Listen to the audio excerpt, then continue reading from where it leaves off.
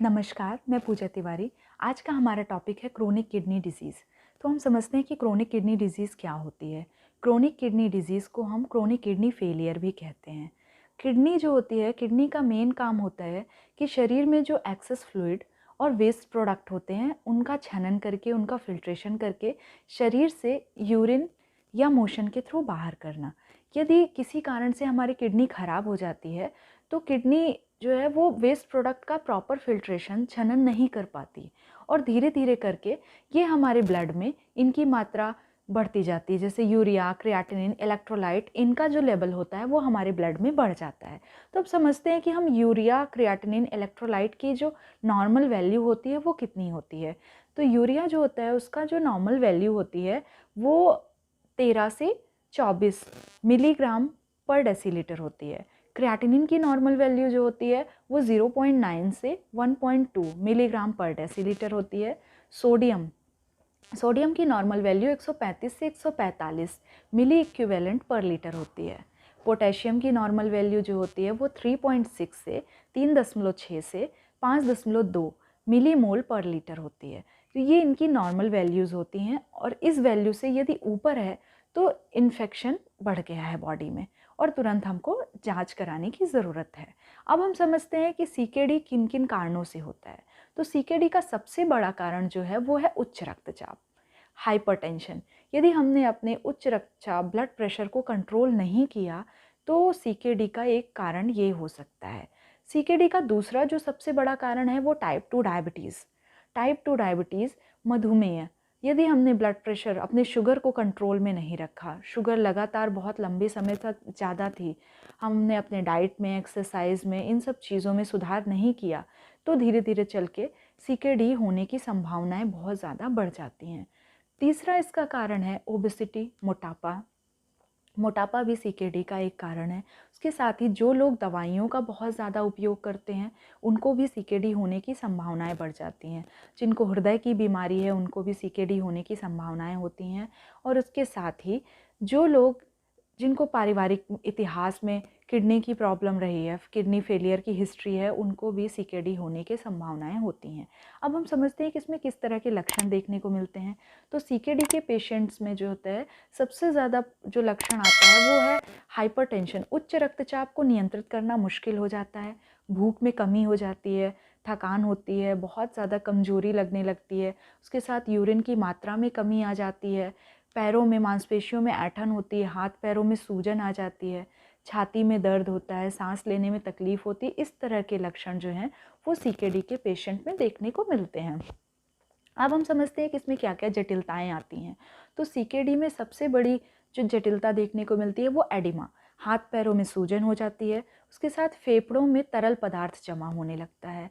दूसरा जो जटिलता देखने को मिलती है उसमें पोटेशियम के लेवल में अचानक से वृद्धि होने के कारण उसके हृदय पे प्रभाव पड़ता है और जिसके कारण हृदय की समस्या हो सकती है। तीसरा जो इसका जटिलता है, तीसरी जटिलता में एनीमिया देखने को मिल सकती है, हृदय की समस्या देखने को मिलते सकती है। उसके साथ गर्भावस्था में जटिलता देखने को मिलती है। इस तरह की जटिलताएं सीकेडी के पेशेंट्स को देखने को मिलती हैं। अब हम किडनी की बीमारी से कैसे बचाव करें, किडनी की बीमारी हमको कैसे ना हो, इसके लिए हम किन बातों का ध्यान रखें, हम ये समझते हैं। तो सबसे पहले हम अपने उच्च रक्तचाप, हाइपरटेंशन को नियंत्रित रखें। बीच बीच में डॉक्टर से मिलते रहें, अपने ब्लड प्रेशर की जांच कराते रहें, डॉक्टर के द्वारा जो एडवाइस दवाइयाँ हैं उनको सही समय पे लें। अपने ब्लड शुगर को कंट्रोल में रखें, टाइप 2 डायबिटीज़ को नियंत्रित रखें, बीच बीच में ब्लड टेस्ट कराएं, डाइट प्रॉपर लें, प्रॉपर एक्सरसाइज करें ताकि हमारा ब्लड शुगर लेवल ज़्यादा ना हो। ब्लड शुगर लेवल यदि लंबे समय तक ज़्यादा रहेगा तो सीकेडी होने की संभावनाएं, किडनी की बीमारी होने की संभावनाएं बढ़ जाएंगी। उसके साथ ही अपने वज़न को नियंत्रित रखें, बीच बीच में अपने डॉक्टर से कंसल्ट करते रहें। यदि आप धूम्रपान करते हैं तो धूम्रपान ना करें। इन सब बातों का यदि आप ध्यान रखते हैं तो आप किडनी की बीमारी से बच सकते हैं। अब हम समझते हैं कि हमें किडनी की बीमारी में किस तरह का आहार लेना चाहिए। तो किडनी के पेशेंट को high calorie, moderate protein, moderate fat, low sodium, low potassium, low magnesium और हाई फाइबर डाइट लेना चाहिए। क्योंकि सीकेडी के जो पेशेंट होते हैं उसमें वो ऑलरेडी उनको डर हो जाता है। किडनी की बीमारी हुई तो उनको लगता है अब सब कुछ खाना छोड़ देना है, अब कुछ खाना ही नहीं है, अब हमारे लिए खाने के लिए कुछ बचा ही नहीं है। लेकिन ऐसा नहीं है, डाइट आपको प्रॉपर लेनी है, कैलोरीज को आपको डाइट में बढ़ा देना है, कार्बोहाइड्रेट की मात्रा बढ़ा देनी है। यदि आप डायबिटिक नहीं हैं तो, डायबिटिक हैं तो आप सिंपल कार्ब नहीं लेंगे, कॉम्प्लेक्स कार्ब का यूज़ करेंगे। तो सीकेडी के पेशेंट में सीरियल में, अनाज में आप चावल ले सकते हैं, पोहा खा सकते हैं, उपमा ले सकते हैं, सूजी ले सकते हैं, आटा यूज़ कर सकते हैं, उसके साथ साबूदाना, ये आप अपने सीरियल्स में इंक्लूड कर सकते हैं, खाने में आप अपने ऐड कर सकते हैं। उसके साथ दालों में रिफाइंड फ्लोर आपको नहीं खाना है। दालों में आप मसूर की दाल लीजिए। यदि बाकी दूसरी दाल लेते हैं तो बाकी दूसरी जो भी दालें होती हैं उसमें पोटेशियम और मैग्नीशियम का अमाउंट बहुत ज़्यादा होता है। तो उन दालों को आपको बनाने से पहले रात को उनको पानी में सोख करके रख दीजिए, और जब आप उसको बनाते हैं तो उसका पानी फेंक के दोबारा उसको धुल के फिर आप बना के उसका उपयोग कर सकते हैं। सब्जियों में आप कुंदरू ले सकते हैं, कुंदरू, लौकी ले सकते हैं, भिंडी ले सकते हैं, कुमड़ा ले सकते हैं, तरोई, गवारफली, ये सब्जियां आप यूज़ कर सकते हैं। बाकी हरी सब्जियां, जो भी सब्जियां, आलू जो होता है उसमें पोटेशियम बहुत ज़्यादा होता है, इसको कम अमाउंट में यूज़ करना है। जो भी हरी सब्जियां यूज़ करनी है उनको आपको लीचिंग मेथड से यूज़ करना है। पहले सब्जियों को छोटे टुकड़ों में काट लेना है, फिर उनको गर्म पानी में उबाल के उसका पानी फेंक के फिर आप उसको बना के खा सकते हैं। फल को लेके भी बहुत सारी चीज़ें रहती कि कोई भी फल हम नहीं खा सकते। उन फलों का आप उपयोग कर सकते हैं जिसमें पोटेशियम, मैग्नीशियम का अमाउंट कम होता है।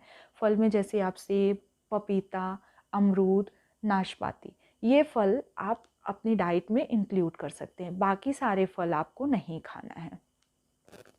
ऑयल आपको अनसैचुरेटेड फैट का यूज़ करना है। अनसैचुरेटेड फैट में आप सरसों का तेल यूज़ कर सकते हैं, सोयाबीन ले सकते हैं, मूंगफली का तेल ले सकते हैं। घी का उपयोग आपको कम करना है।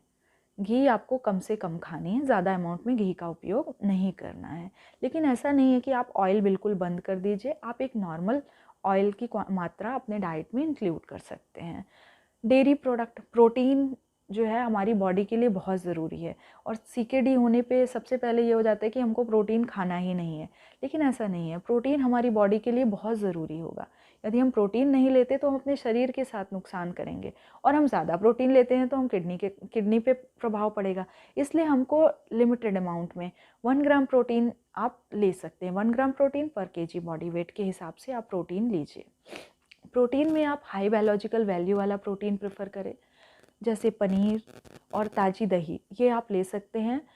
अंडे का सफ़ेद भाग, चिकन, मछली, इनका उपयोग आप कर सकते हैं, लेकिन इसको एक्सेस अमाउंट में मत यूज़ करिए। इसको हफ्ते में आप एक बार यूज़ करिए, क्योंकि नॉनवेज जो होते हैं उसमें पोटेशियम और मैग्नीशियम जो है इसके अमाउंट बहुत ज़्यादा होते हैं, तो इसका उपयोग ना करें। बहुत मसालेदार खाना बना के ना खाएं।